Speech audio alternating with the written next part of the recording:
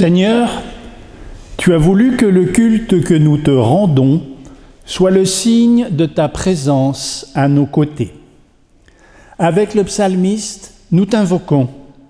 Viens en hâte auprès de nous. Prête l'oreille à notre voix quand nous t'appelons. Que notre prière monte devant ta face et l'élévation de nos mains comme l'offrande du soir. Nous tendons l'oreille à ta parole. Nos cœurs sont touchés par ton souffle. Nos yeux s'ouvrent sur la beauté du chemin que tu ouvres devant nous. Nos bouches chantent la joie qu'il y a d'être tes enfants. Amen. La grâce, la miséricorde et la paix vous sont données de la part de Dieu le Père et de Jésus-Christ son envoyé.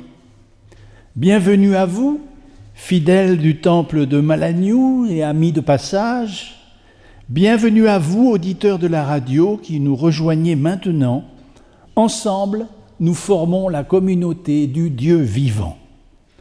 Ce dimanche, nous sommes dans une sorte d'imminence. Nous allumons la 4e bougie de l'Avent. C'est comme une dernière halte de préparation spirituelle pour faire place bientôt à Noël, qui exauce la promesse des prophètes et l'élargit aux habitants de la terre entière.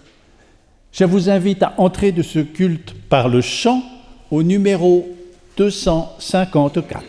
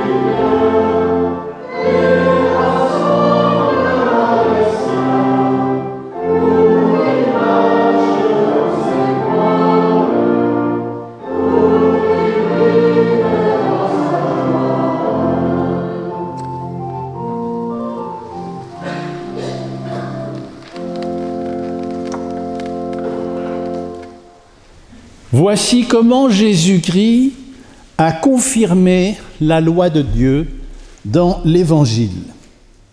Tu aimeras le Seigneur ton Dieu de tout ton cœur, de toute ton âme, de toute ta pensée et de toute ta force. C'est là le grand et le premier commandement. Et voici le second qui lui est semblable. Tu aimeras ton prochain comme toi-même. De ces deux commandements dépendent toute la loi et les prophètes. Je vous invite à la prière. Dieu de Jésus-Christ, notre Père, nous voici ce matin devant toi.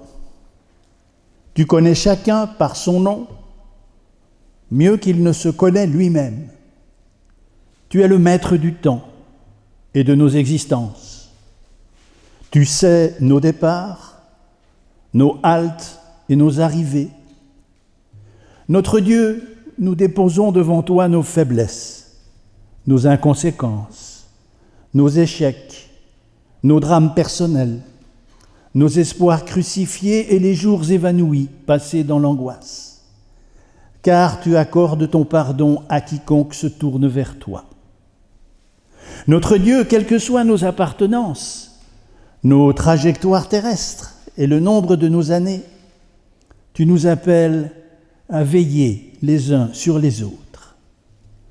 Avec toi, ô Dieu, nous savons que notre vie peut être transformée à nouveau, éclairée et purifiée.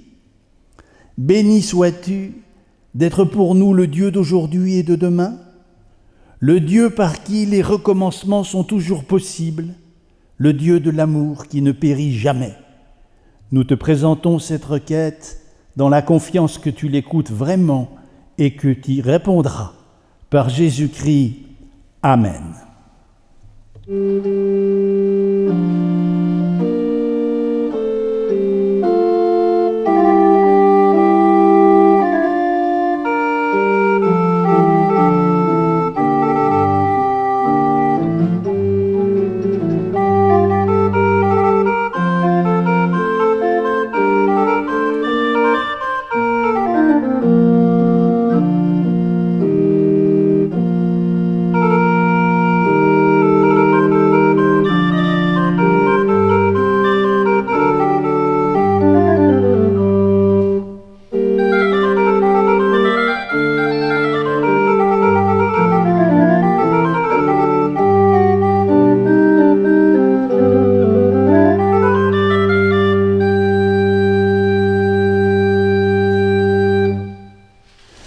Le Christ est venu pour toi. Il t'apporte le pardon, la paix, la liberté et l'espérance. Il est la force qui te remet debout. Ô Christ, fais vivre ta force en nous. Amen. Confessons notre foi. Je crois en Dieu, le Père Tout-Puissant, Créateur du ciel et de la terre. Je crois en Jésus-Christ, son Fils unique, notre Seigneur, qui a été conçu du Saint-Esprit, qui est né de la Vierge Marie. Il a souffert sous Ponce Pilate. Il a été crucifié. Il est mort. Il a été enseveli. Il est descendu au séjour des morts. Le troisième jour, il est ressuscité des morts. Il est monté au ciel. Il s'est assis à la droite de Dieu, le Père Tout-Puissant. De là, il viendra pour juger les vivants et les morts. Je crois en l'Esprit Saint. Je crois à la Sainte Église universelle, la communion des saints, la rémission des péchés, la résurrection de la chair et la vie éternelle. Amen.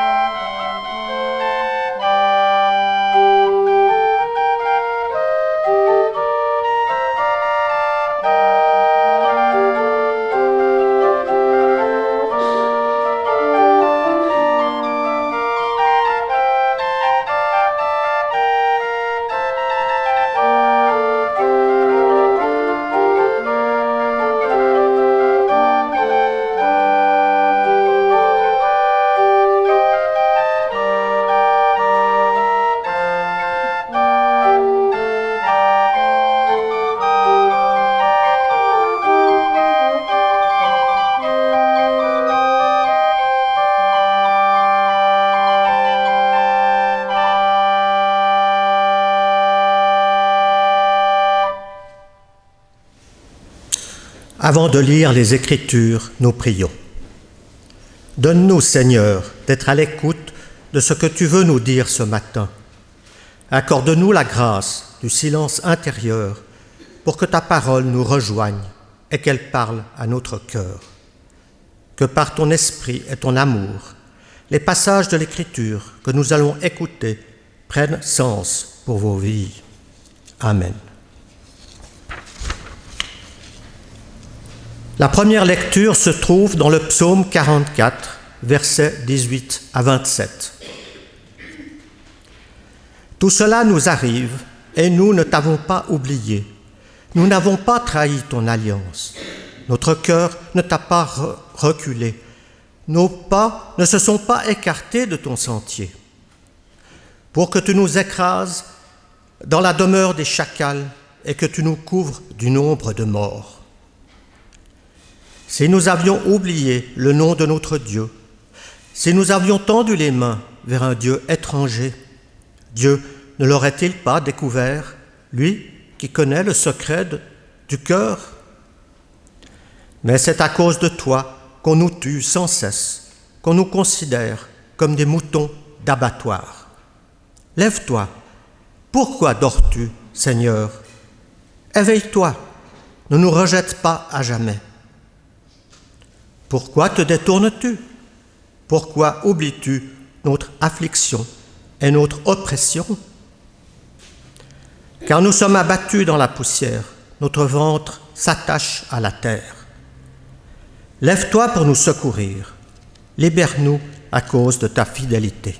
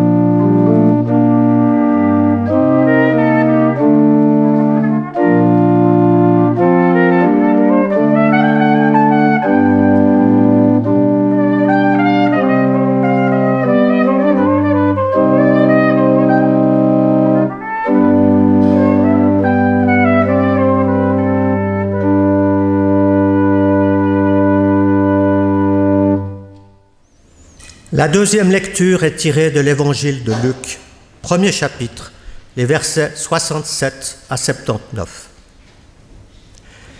Zacharie, son père, fut rempli d'Esprit Saint et se mit à parler en prophète en disant « Béni soit le Seigneur, le Dieu d'Israël, d'être intervenu en faveur de son peuple, d'avoir assuré sa rédemption et de nous avoir suscité comme une corne de salut dans la maison de David, son serviteur, comme il en a parlé par la bouche de ses saints prophètes d'autrefois, un salut qui nous délivre de nos ennemis et de tous ceux qui nous détestent. C'est ainsi qu'il montre sa compassion envers nos pères et qu'il se souvient de son alliance sacrée, selon le serment qu'il a juré à Abraham, notre père. Ainsi nous accorde-t-il, après avoir été délivré de ses ennemis, de pouvoir sans craindre lui rendre un culte dans sa sainteté et la justice devant lui tout au long de nos jours. Et toi, mon enfant, tu seras appelé prophète du Très-Haut, car tu iras devant le Seigneur pour préparer ses chemins, pour donner à son peuple la connaissance du salut par le pardon de ses péchés, grâce à la tendre compassion de notre Dieu. C'est par elle que le soleil levant brillera sur nous d'en haut pour éclairer ceux qui sont assis dans les ténèbres et dans l'ombre de la mort, et pour diriger nos pas vers le chemin de la paix. Et maintenant, je vous invite à vous lever pour chanter le cantique 248 que nous chanterons en entier.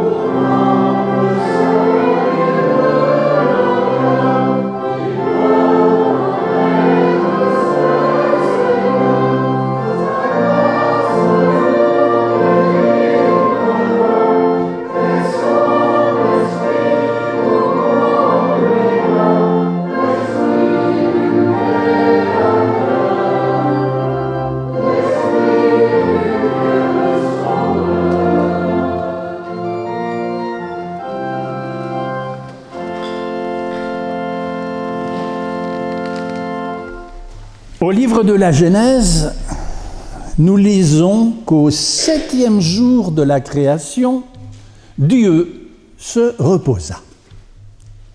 Et nous lisons au cantique de Zacharie qu'il s'est souvenu de ses promesses.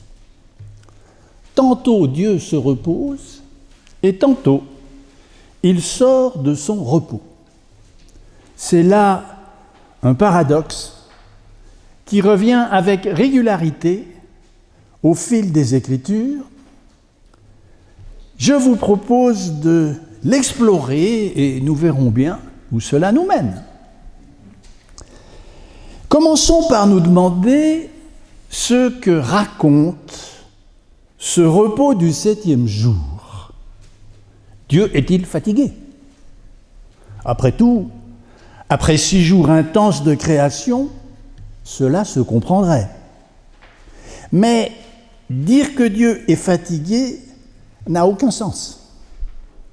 La fatigue fait partie des nombreuses marques de finitude qui s'attachent à la créature. Nos forces, nos propres forces, ont des limites. Mais à l'évidence, ça ne s'applique pas au Créateur. Le repos de Dieu est intentionnel.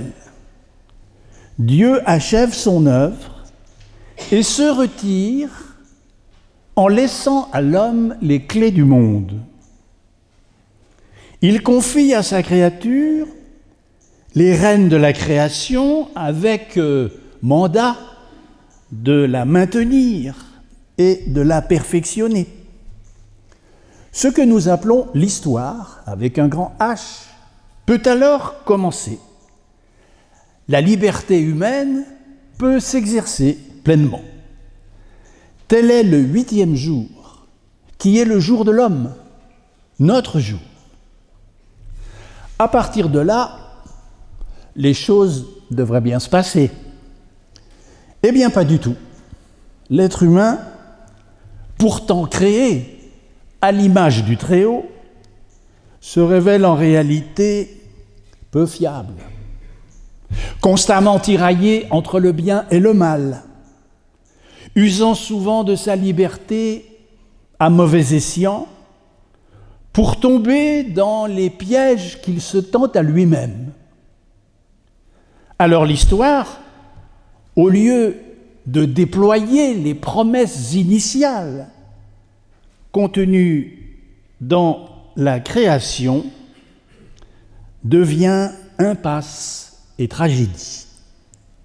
Bien des pages de la Bible décrivent ces impasses. Je pourrais rajouter bien des livres d'histoire également. Aujourd'hui, en ce 4e dimanche de l'Avent de l'an de grâce 2025, la conscience est très répandue de se trouver dans une impasse de ce genre, avec la convergence des crises qui fait pression sur nos sociétés et les multiples menaces qui se tiennent devant elles. Comment va-t-on s'en sortir ? Quelle sera la vie de nos enfants et de nos petits-enfants ?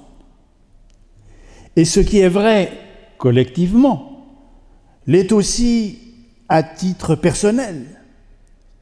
Combien parmi ceux et celles qui sont présents dans cette assemblée, comme à l'écoute en cet instant, sont aux prises avec les adversités que la vie amène.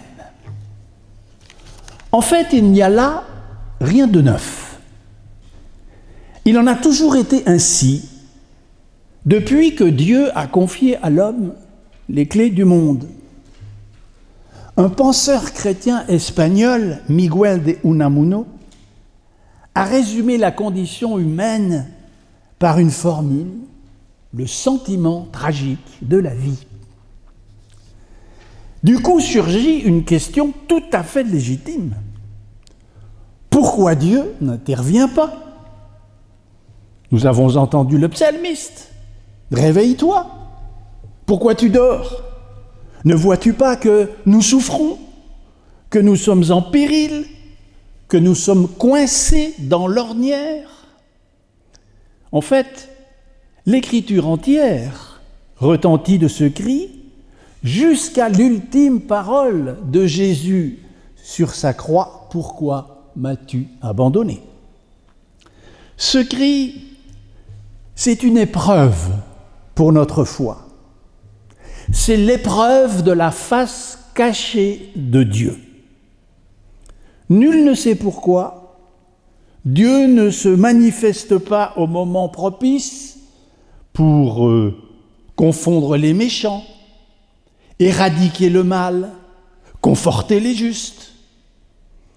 Il y a là-dessus comme un voile qui, de ce côté-ci des choses en tout cas, ne sera pas levé.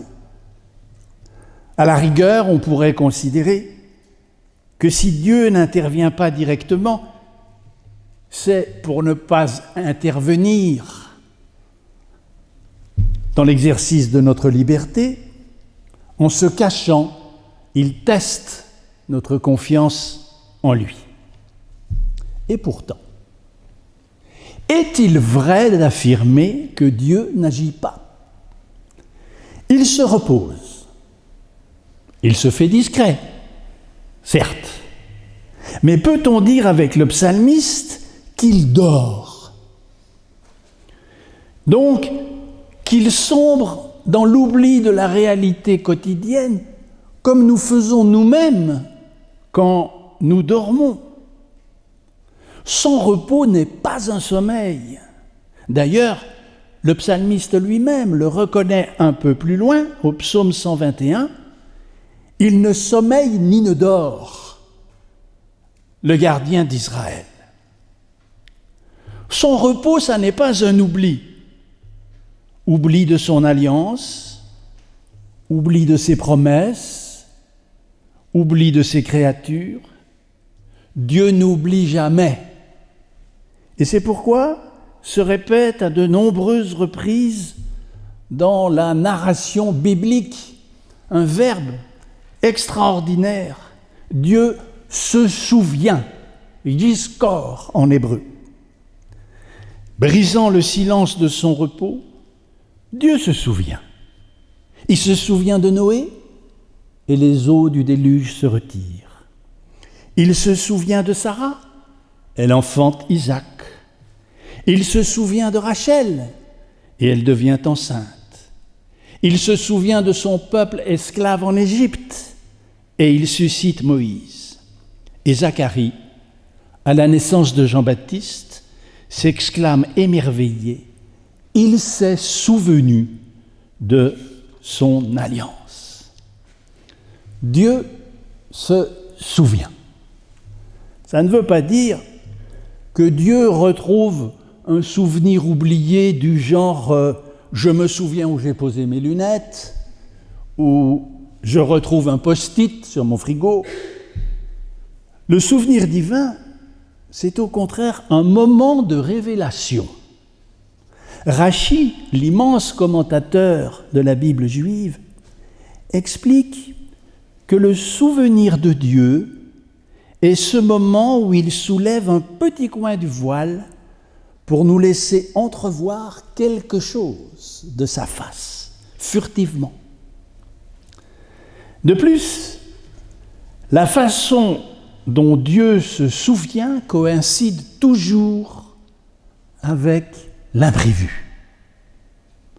L'imprévu, du point de vue biblique, c'est la constante invariable de l'histoire et de la vie humaine. Tout joue toujours sur des événements qu'on n'avait ni programmés, ni vu venir. Et c'est dans cet imprévu que le souvenir de Dieu prend sa place. L'ère de l'intelligence artificielle alimente l'obsession, voire le fantasme, de la maîtrise du futur et du contrôle global. Mais la sagesse de la foi commande de compter surtout avec l'imprévisible. Maintenant, de façon concrète, comment ce souvenir se manifeste-t-il ? Quand la situation devient désespérée, Dieu propose un plan de sauvetage qui appelle notre décision. C'est à nous de faire un choix et de participer. Raison pour laquelle ce plan ne réussit pas toujours. Nous en avons de nombreux exemples. Ce peut être une nouvelle donne politique qui rebat les cartes. Ce peut être un carrefour auquel personne n'avait pensé. Ce peut être un regard décalé lorsque nous sommes dans l'impasse, une invitation à regarder un peu à côté, où peut-être se trouve une issue. Ce peut être une prise de conscience provoquée par une voix intérieure ou par une rencontre. Ce peut être un changement d'attitude, une réconciliation, une opportunité qui s'offre malgré la mauvaise situation, une naissance, une guérison, et ainsi de suite. Lorsque nous sommes dans le trou, au bout du rouleau, il semble qu'il n'y ait plus de possibilités. On est désespéré. Seulement le désespoir, même si on peut le comprendre, l'expliquer, est une position fausse. Lorsque le train de la vie passe par la gare du désespoir, il ne faut surtout pas descendre sur ce quai-là. Le désespoir prétend que la vie a prononcé son dernier mot me concernant. Elle a fait une croix sur moi, je suis perdu. Mais la vie ne dit jamais ça. Elle ne déclare jamais personne perdu. Nul n'est hors jeu au grand jeu de la vie. Alors comment s'en sortir ? En observant ce qui est possible.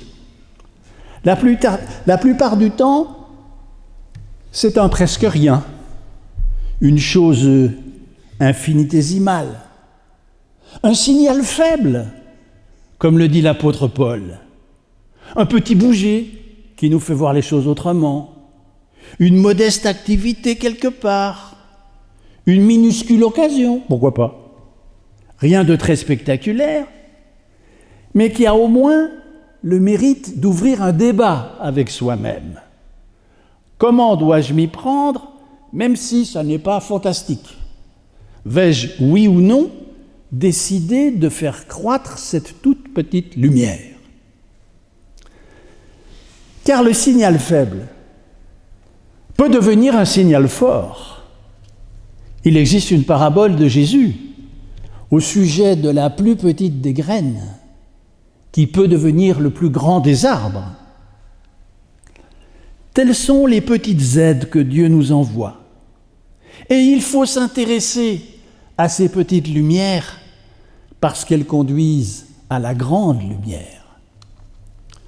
Après tout, la naissance de Jésus, c'est une petite lumière de ce genre. Rien de fracassant, a priori.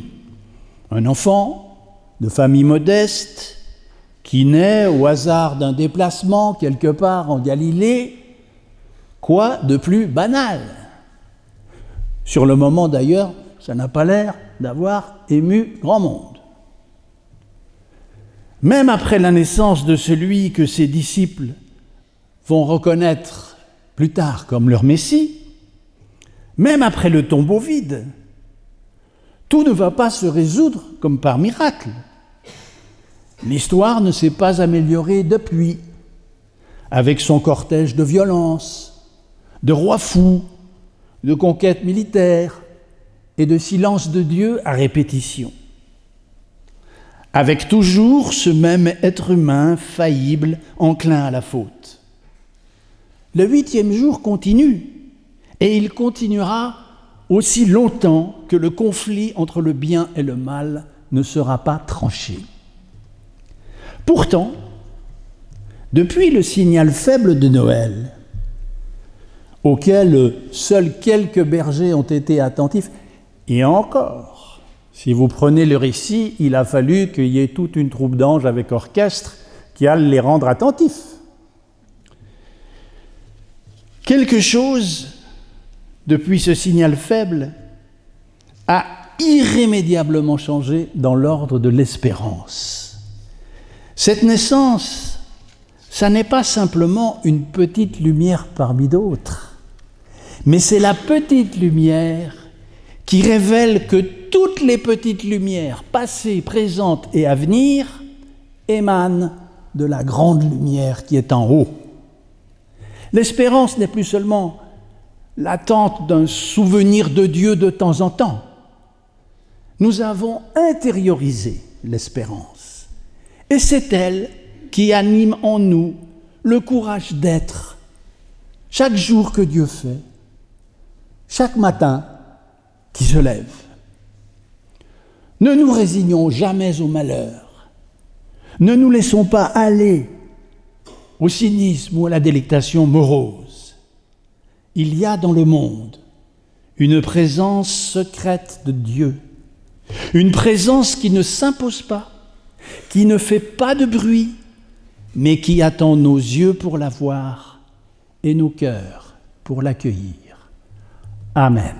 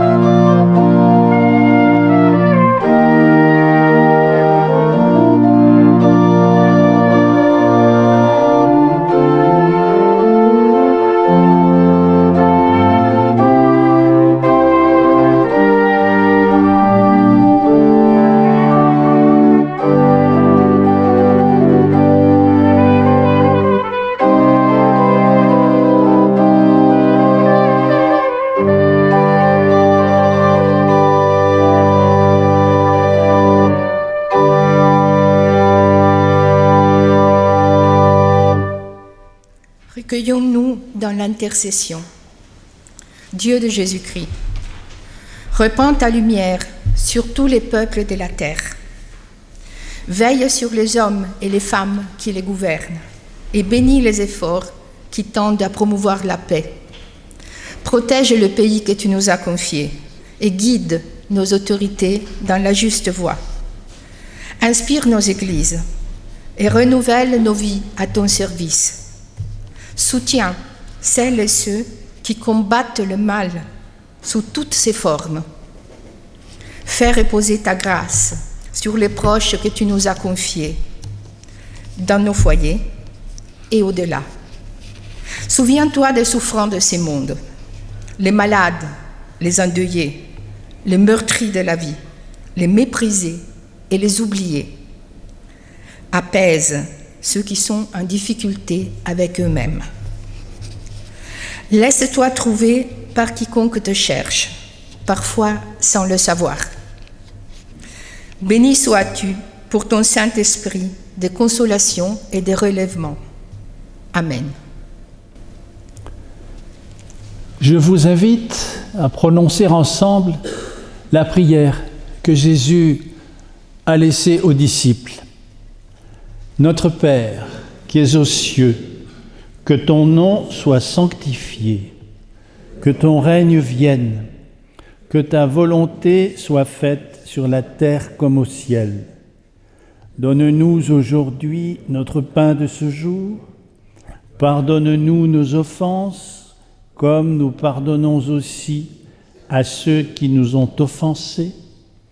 Et ne nous laisse pas entrer en tentation, mais délivre-nous du mal, car c'est à toi qu'appartiennent le règne, la puissance et la gloire au siècle des siècles. Amen. Et je vous invite à chanter au numéro 246, les strophes 1, 2 et 3. Pendant le chant, votre offrande sera recueillie. Soyez remerciés de votre don qui nous aide dans notre ministère de la paroisse Rive Gauche à Genève.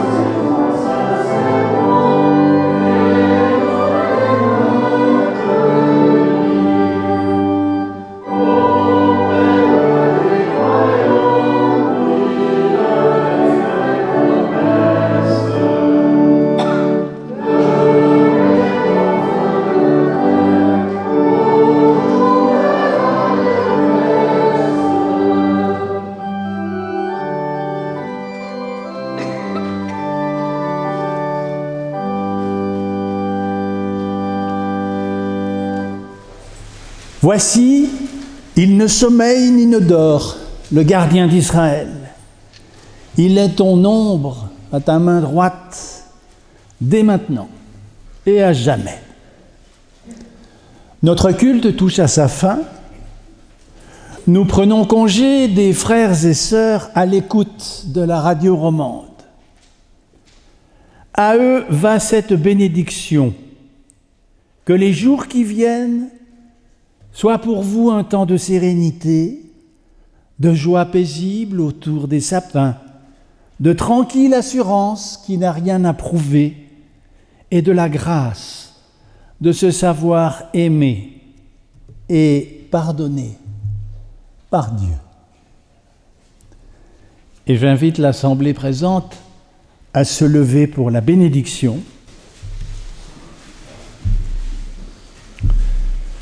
Le Seigneur de la paix vous donne lui-même sa paix en tout temps et de toutes les manières. Amen.